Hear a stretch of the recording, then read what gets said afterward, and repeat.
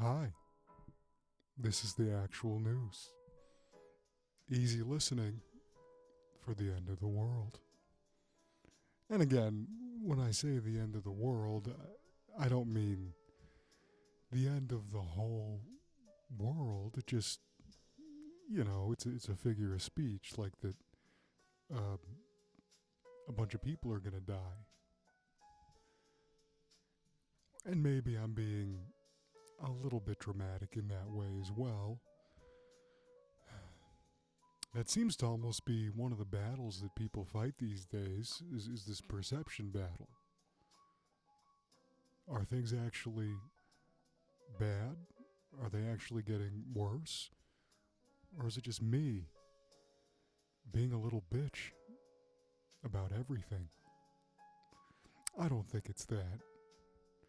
But it is a bit confusing. You know, it's one of those things where, like, sure, the ratio of the amount of money that the average American has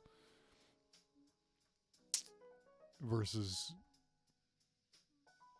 what it was 40 or 50 years ago is less, but also you can buy a TV for like $500.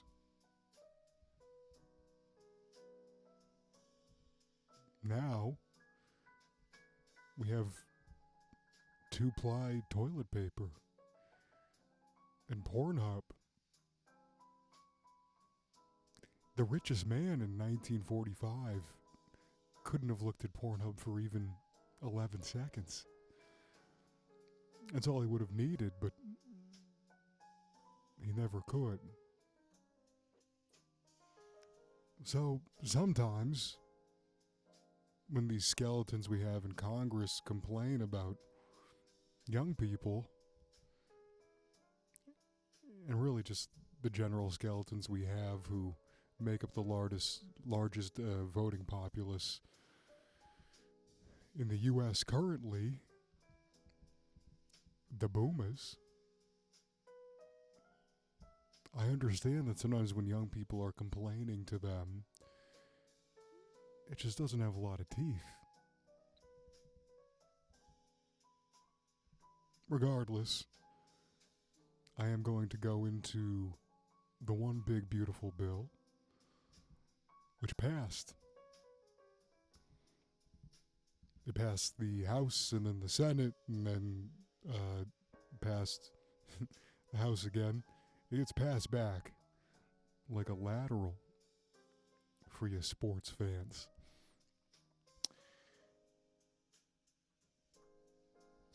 The one big beautiful bill is going to be something you'll hear about quite a bit on news stations, between political pundits. But legislation working its way through Congress is not actually something that I think ordinary people really understand, or even discuss that much. You know, like I feel like it's mostly we fight about culture war stuff. Like generally people don't even have any idea what's going on with politics.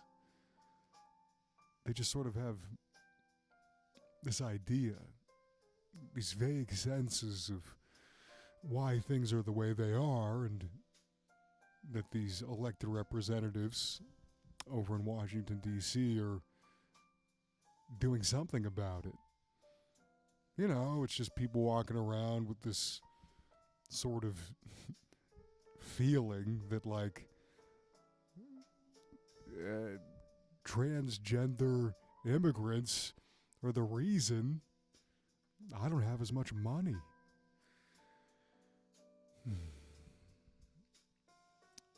So let's talk about the bill. It's passed. Congress, which is all of your wonderful congressmen and congresswomen and all your senators,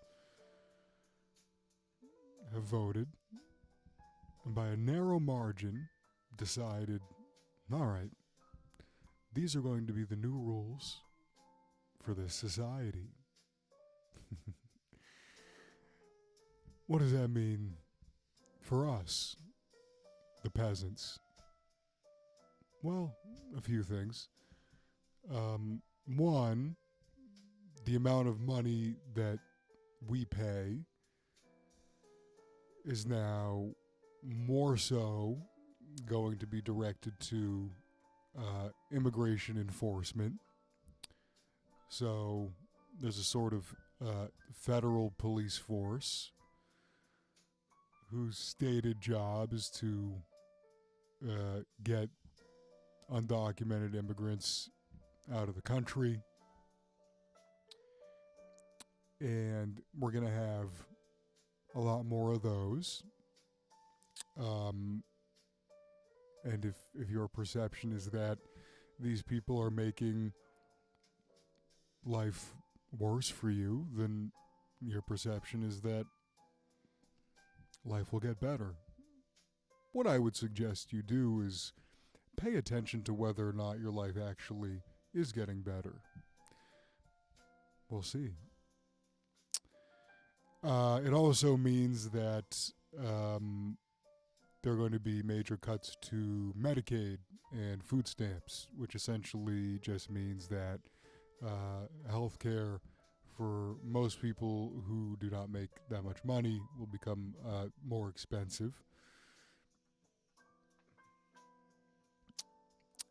And, people that receive food stamps in order to get groceries will not receive food stamps as easily. There's an added work requirement for Medicaid. And it's important to kind of touch on this. Like the framing of it, what you'll hear the politicians say is that, now able-bodied people between 18 and 65 will have to work at least 20 hours a week in order to receive health care. Or rather, discounts on their health care.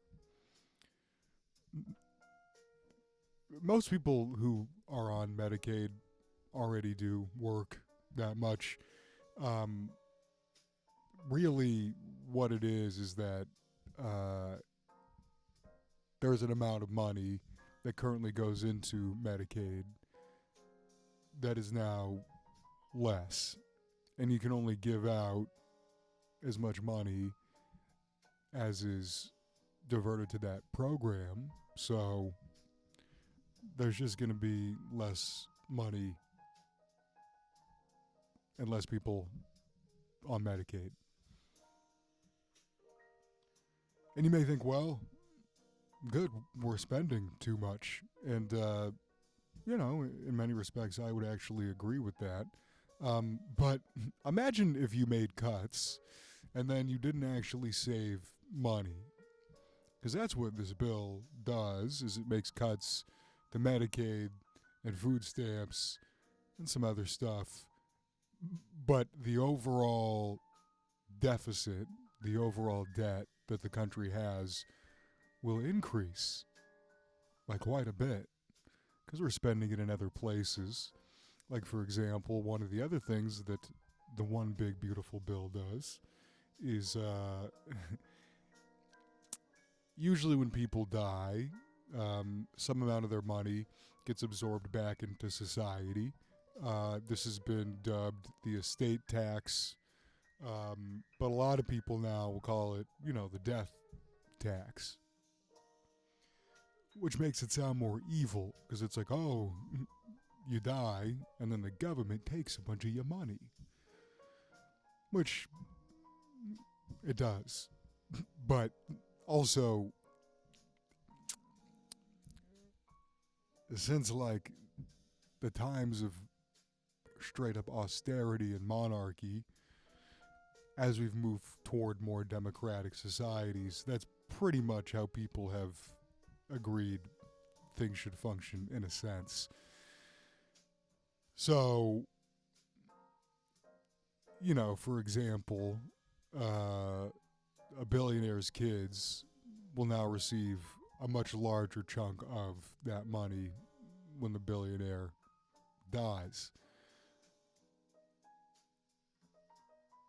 So we're not actually saving money.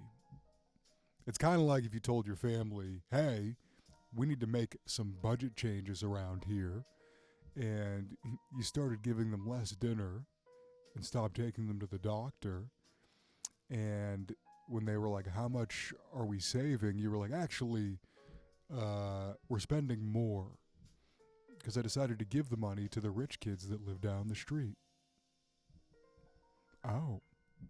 Oh, good. I'm so glad I voted for you, Dad.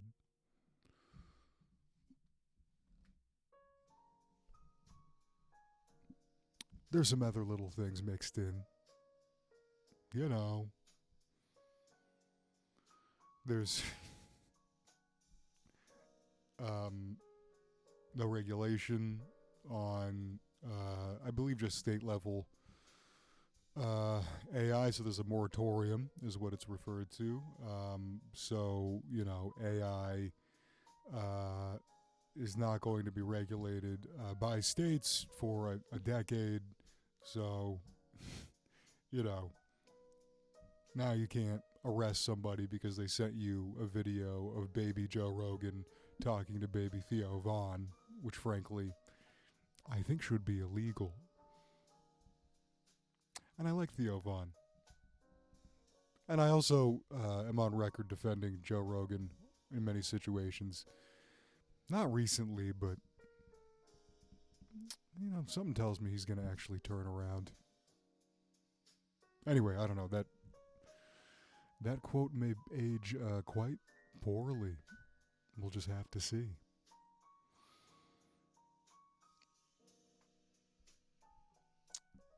What are the Democrats doing about this? Because it is basically a Republican bill, even though you have certain Republicans who are doing this thing where they push back on it, but they're kind of bullshitting. You know, like Josh Hawley's like, well, this thing is just going to shut down a bunch of rural hospitals. Anyway, I will vote for it.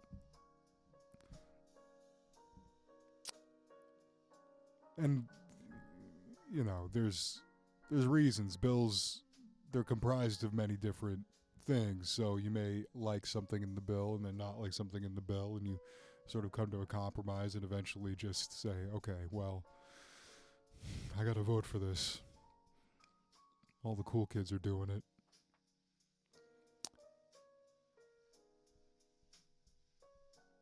And look, we'll see how these things actually affect life. Maybe they won't affect it much for you. I would have a lot of trouble seeing how it would positively affect the majority of Americans. Also, frankly, the majority of people who voted for Trump.